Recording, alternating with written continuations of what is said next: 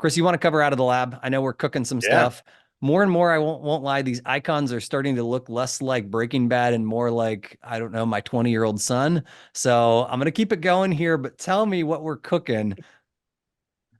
Yeah. So, we've done manage antivirus on Windows for a long time. Managing Defender that's built into Windows, all that kind of stuff.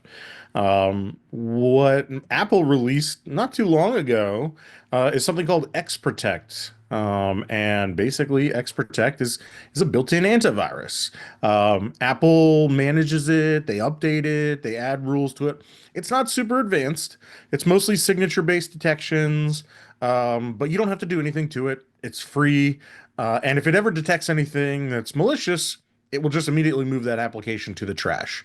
And so, it's cool. We might as well start to integrate with it. So we're not doing a fully managed version of it. There really isn't too much to manage there. There's really no settings you can get, but we're looking at what are the things that it's detecting, and so we're really monitoring it. And the thing that really surprised me was we've already seen 23 unique threats. And you can see them here on the slide. It's impossible, A bunch of Chris. really Macs interesting don't stuff. get malware. That's not Right. possible. No, I don't. Of course not. That's what people would like to think. If that were true, I don't think Apple would have wasted time building XProtect. So there you go. Pretty interesting though. I really what caught me off guard, especially in some of the first conversation I've had from like our partner base and our customer base, has been, hey, look, I didn't realize I should be taking credit for some of the security posture, whether it's coming from the operating system or not, whether you're doing your QBRs, right, with your actual end customers, or you're doing like monthly business review, if you're like IT director reporting to CISO, being able to take credit for what you do each month is something that's like an oddly hard thing. I think a lot of us geeks haven't really quite mastered, how to talk to non-technical or less technical audiences. And so our goal is never to expose you with a bunch of like, nobody's going to know what a bundler is, right? I mean, other than this group. But bottom line, the point that I'm getting at is there's quite a bit of some of this that we actually think it's fairly important for folks to be able to say, look, every single month when you're productive and your stuff is running the way that you're happy, whether it's filing taxes or delivering, a product, whatever you do, it's done that way because we've helped keep you protected. And whether it's the Mac doing it, and let's be real, part of it is keeping some of these technologies up to date and turned on. Our goal is to start exposing more of this in less technical terms in those like monthly and quarterly like business review reports we hook up for all you guys. So giving you a heads up, this is some of the coolness we're coming from. And if you notice, there is some of this stuff where even the same family actually is it impacting, root user, right? Unprivileged users, etc. There's a lot going on here. And so just keep an eye out. This is straight out of the lab. There will be more iteration, right? We're not done. All right, Chris. Yep. ITDR, I think the big one for me I saw was GCC High. I know there's folks on all kinds of different journeys, whether it's the good old fashioned like CMMC, other folks just have other regulations and requirements. The one thing we're excited is it took us a little bit of work. Some of things are actually quite different when it comes to the APIs Microsoft exposes, and other things obviously have to do with the way we protect certain data. So notice the support for GCC High is available, and things that I wanted to share from the product lab episodes in the past. We heard from you, those of you who went to feedback.huntress.com and actually upvoted. The one that we saw disproportionate for our ITDR, the identity protection, platform for Microsoft 365 was, hey, can you exclude student licenses? And that's something that we took a look back and forth and yes, made that very simple. So look, even if your tenant has both faculty and student, we're trying to make sure that we're only billing for the appropriate stuff. And it doesn't mean we don't protect different things. And so I would just highly encourage, again, digging into this if you have any sort of schools, especially public school systems where maybe they're all running over top of Microsoft 365. Keep in mind, we're still working through the Google Workspace capability. We're hoping sometime in Q3, maybe into Q4, depending on how close we stick to timelines, we'll be opening, the first versions of ITDR up for the Google Workspace side. So really excited to keep that going. So, and Chris, I saw you in chat. Just saying thanks for getting it out. Like, big thanks for you all for voting on these things. crazy. We actually listen. So, Chris, did you have anything? I know account manager is always the great place. They like to keep in touch. Yep. And this is even better. Like there is no extra cost for these things, folks. So like if you're not working with your team, even getting early access to beta, like keep in regular contact with your account manager. They can give you all kinds of like early hookups. Yeah, exactly.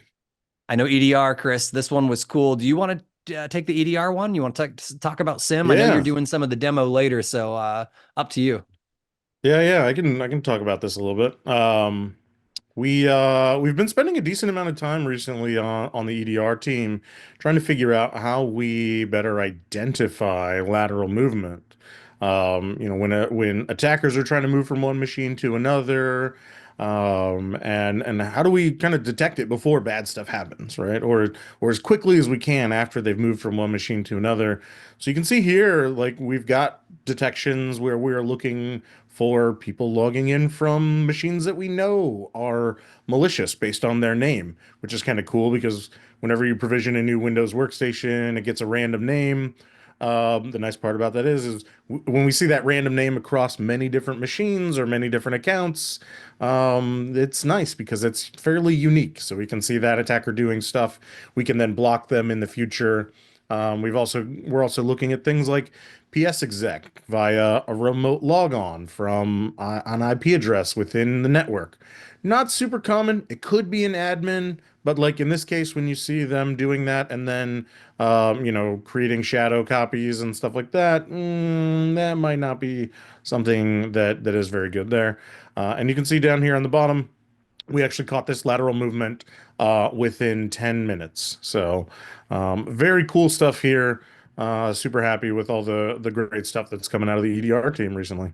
Yeah, yeah, I'm glad to see, EDR, there's just such a big trend kind of externally that, hey, look, just because identity is where a lot of the hot new tradecraft is happening, doesn't mean there isn't underrepresented and under essentially valued EDR telemetry.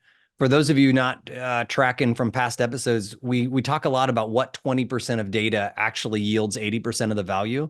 And the one thing about EDR, which is a very mature product, we've had 8 years or 10 years of building that thing now. The point that I'm getting at is sometimes it's just little things. If we've been tracking something as simple as like where threat actors come from on their host name, we did this initially and built this out for SIM and realized that a lot of times when people brute force still, whether it's RDP or other technologies, they'll actually have a list of what computer names they come from. Sometimes the name is something egregious like Callie. Other times it's actually very unique. But the thing about being very unique means it also stands out like a sore thumb. And we learned that with the success we had on SIM, we could go and actually use that R&D and build some of the same tables that we use to find malicious threat actors. I recently, I think Akira team has got caught up with some of their weak tradecraft. Hopefully they don't watch this sucker. And we've been able to kind of exploit the fact that they made their own OPSEC mistakes using some of these same names and funneled this back into the lateral movement detection that we've seen coming in from external private IPs. So again, really exciting to see multiple products building from the same R&D. And Chris, I think actually some of these miscellaneous updates are very similar, right? They're not maybe as Yep. sexy as like, look, it's fancy tradecraft, but notice the same API, right? Providing metrics. We're now trying to be able to like, we had certain things for our monthly, quarterly reports that some of these actually were like different products. They were kind of disparate, maybe not even APIs, but under the hood calls, and we didn't have some of the like perfect standards of metrics depending on how we were measuring different things in different reports. So these are things, by the way, multiple products are benefiting from some of those same changes. You'll notice the same thing too for, auto task PSA now includes sat and sim details. So these are minor basic things, but good example of as we've moved from like the yesterday of being a one product company to a proper like unified platform. These are some of the tech debt that we've run into. And Chris, do you know more about this one? Like I read this one, but I wasn't 100% sure. Do you know what this one's talking about? Yeah, so initially, the security awareness training, we had a button in the Outlook ribbon bar where you could, click it to report phishing. A lot of people don't like that new UI from Microsoft, and so they actually use Outlook Classic, or you don't have the ribbon bar on mobile or in some of the web stuff. And so it wasn't there.